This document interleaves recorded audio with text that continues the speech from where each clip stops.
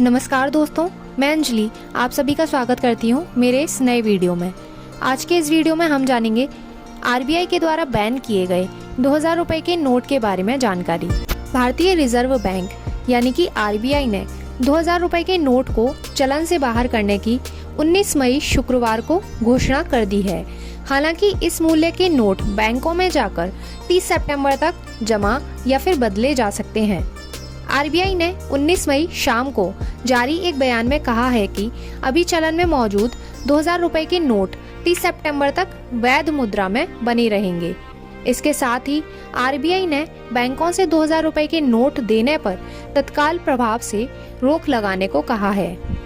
बहुत सारे लोगों के मन में कई सवाल होंगे, जैसे कि अब इन नोट का क्या होगा? जिनके पास 2000 रुपए का नोट है वे लोग क्या करेंगे? कब तक बैंक में ये नोट जमा किए जा सकेंगे? क्या कोई चार्ज भी देना होगा? आइए जानते हैं 2000 रुपए के नोट बैन से जुड़े सभी सवालों के जवाब। नवंबर 2016 में 2000 रुपए के नोटों की शुरुआत की गई थी। इसका कारण था कि 500 और 1000 रुपए के नोटों को वापस लेने के बाद अर्थव्यवस्था में करेंसी की जरूरत को तेजी से पूरा किया जा सके। उस उद्देश्य के पूरा होने और पर्याप्त मात्रा में अन्य मूल्य के नोटों की उपलब्धता के साथ 2018 से 19 में 2000 रुपए के नोटों की छपाई बंद कर दी गई थी। 2000 रुपए मूल्य के ज्यादातर नोट मार्च 2017 से पहले जारी किए गए थे। इन नोटों का अनुमानित जीवन काल 4 से 5 साल ही था। यह भी देखा गया है कि इन मूल्य के नोटों का आमतौर पर लेन देन के लिए उपयोग भी नहीं किया जाता है। जनता की करेंसी की आवश्यकताओं को पूरा करने के लिए अन्य मूल्य वर्ग के बैंक नोटों का स्टॉक पर्याप्त मात्रा में बना हुआ है। इन बातों को ध्यान में रखते हुए और भारतीय रिजर्व बैंक की क्लीन नोट नीति के आधार पर यह निर्णय लिया गया है कि 2000 रुपए के नोटों का चलन से वापस ले लिया जाए। जनता अपने लेन देन के लिए 2000 रुपए के नोटों का उपयोग जारी रख सकती है। उन्हें भुगतान में प्राप्त भी कर सकती है।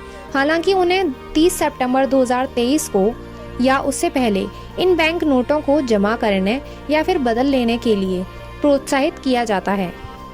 जनता अपने पास मौजूद 2000 रुपए के नोटों को जमा करने या बदलने के लिए बैंक शाखाओं से संपर्क कर सकती है। खातों में जमा करने और 2000 रुपए के नोटों को बदलने की सुविधा 30 सितंबर 2023 तक सभी बैंकों में उपलब्ध होगी। एक्सचेंज की सुविधा 30 सितंबर 2023 तक आरबीआई के 19 क्षेत्रीय कार्यालयों में भी उपलब्ध होगी, जिनके पास इश्यू डिपार्टमेंट है। 2000 रुपए के नोट को बिना किसी प्रतिबंध के बैंक खातों में जमा किया जा सकता है और 2000 रुपए के बैंक नोटों को एक्सचेंज करने के लिए सीमा निर्धारित की गई है, जिसके लिए जनता एक समय में 20,000 रुपए तक की सीमा तक 2000 रुपए के नोटों का एक्सचेंज कर सकती है। बैंकों को तैयारी की व्यवस्था करने के लिए समय देने के लिए जनता से अनुरोध किया गया है कि वे एक्सचेंज की सुविधा का लाभ उठाने के लिए 23 मई 2023 से बैंक शाखाओं या भारतीय रिजर्व बैंक के क्षेत्रीय कार्यालयों से संपर्क करें। बैंक की शाखाओं से 2000 रुपए के नोटों को बदलने के लिए बैंक का ग्राहक होना आवश्यक नहीं है। एक नॉन अकाउंट होल्डर भी किसी भी बैंक शाखा में एक बार में 20,000 रुपए तक की सीमा तक 2000 रुपए के नोट को बदल सकता है। अगर किसी को कारोबार या अन्य मकसद के लिए 20,000 रुपए से अधिक की आवश्यकता होती है तो ऐसी स्थिति में वह व्यक्ति खातों में जमा बिना किसी प्रतिबंध के कर सकता है और 2000 रुपए के नोटों को बैंक खातों में जमा किया जा सकता है। इसके बाद इन जमाओं के हिसाब से नकदी की जरूरत के अनुसार उनको निकाला जा सकता है। बैंक में एक्सचेंज की सुविधा बिल्कुल मुफ्त दी जाएगी।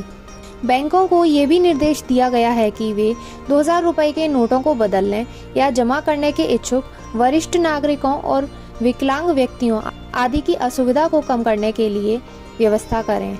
अगर कोई व्यक्ति 2000 रुपए के बैंक नोट तुरंत जमा या बदल नहीं सकता है तो ऐसी स्थिति में इस पूरी प्रक्रिया को जनता के लिए सुविधाजनक बनाने के लिए 2000 रुपए के नोटों को जमा करने या फिर बदलने के लिए 4 महीने से अधिक की अवधि दी गई है। इसलिए जनता को इस समय के अंदर इस सुविधा का लाभ उठाने के लिए सलाह दी गई है। 2000 रुपये के नोट बदलने के लिए किसी भी प्रकार के फॉर्म को भरने की आवश्यकता नहीं होगी। इसके अलावा किसी भी प्रकार के पहचान पत्र की भी आवश्यकता नहीं होगी। अगर कोई बैंक 2000 रुपये के बैंक नोट को बदलने या स्वीकार करने या फिर जमा करने से मना कर देता है तो ऐसी स्थिति में शिकायतकर्ता या पीड़ित ग्राहक पहले संबंधित बैंक से संपर्क कर सकते हैं। यदि बैंक शिकायत दर्ज करने के 30 दिनों की अवधि के अंदर कोई भी जवाब नहीं देता है या फिर यदि शिकायतकर्ता बैंक द्वारा दिए गए जवाब से संतुष्ट नहीं होता है तो शिकायतकर्ता रिजर्व बैंक एकीकृत लोकपाल योजना के तहत cms.rbi.org.in पर शिकायत दर्ज कर सकता है।